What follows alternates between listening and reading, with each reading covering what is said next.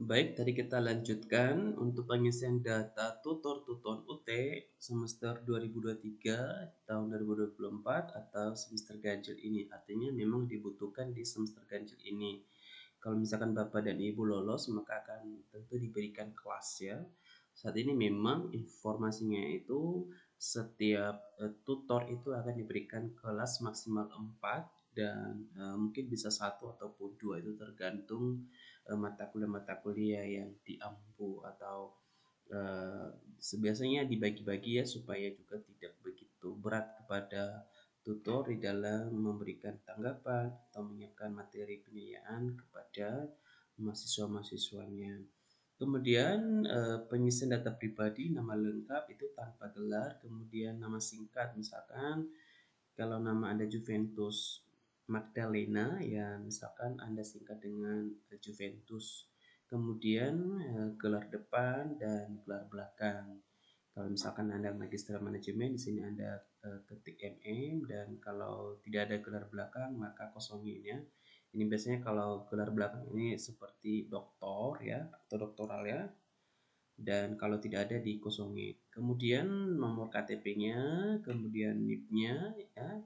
Ini sudah tahu Bapak dan Ibu, kalau sudah jadi dosen pasti ada NIP-nya, dan kemudian ada NID-nya ya. NIP-nya ini untuk misalkan kalau tidak ini ya dari instansi lain juga sebenarnya bisa ya. Dan juga ada NIP dosen itu sebenarnya ya, kalau misalkan dia juga dari pegawai negeri. Kemudian jenis kelamin, kemudian tanggal lahir, kemudian nomor HP atau WA yang aktif ya. Kemudian kita masuk sebelah sana ini jabatan fungsionalnya. Nah, misalkan apakah Anda tenaga pengajar atau sudah memiliki cafung seperti asisten ahli, lektor, lektor kepala dan seterusnya. Kemudian pangkat ya. Biasanya kalau pangkat ini biasanya itu untuk yang sudah atau orang PNS ya, atau PNS. Kalau kita bukan PNS berarti kita akan ketik atau klik non PNS atau kita pilih non PNS. Kemudian NPWP, kemudian nomor rekening ya, nomor rekening tadi disarankanlah Mandiri atau BRI. Kemudian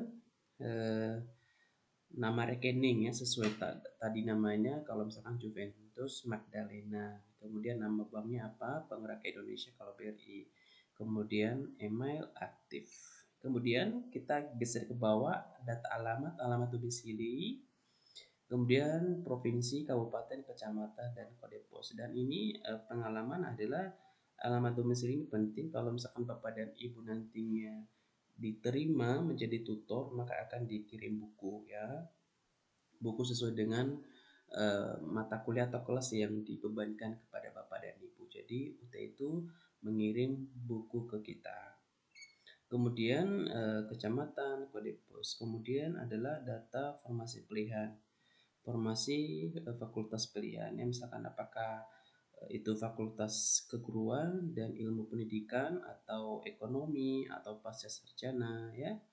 Kemudian pilih mata kuliah ya, misalkan kalau sudah muncul program studi maka akan muncul mata kuliahnya, dipilih nantinya Bapak dan Ibu.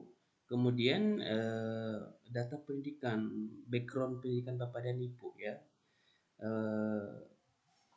Kemudian kita pilih, nanti akan muncul, dicari misalkan dari Universitas Erlangga atau Universitas Ganesha dan seterusnya. Kemudian bidang studi apa, jenjang, apakah S2 atau S3, kemudian tahun lulus ya. Ini backgroundnya ya, ini bukan tempat Bapak Ibu mengajar ya, tetapi background pendidikan waktu lulus perkuliahan, baik itu magister maupun doktoral. Kemudian upload berkas Bapak dan Ibu ya, ijazah, transkrip nilai, kurikulum file, KTP, dan buku rekeningnya. Kemudian ini maksimalnya 3 MB dalam bentuk PDF. Kalau sudah dicek semuanya, kita cek dari awal sampai ke bawah, jangan sampai ada yang salah. Kalau sudah sesuai semuanya, maka kita akan klik simpan ya. Klik simpan, dan kalau ada petunjuk berikutnya silakan Anda ikuti. Terima kasih.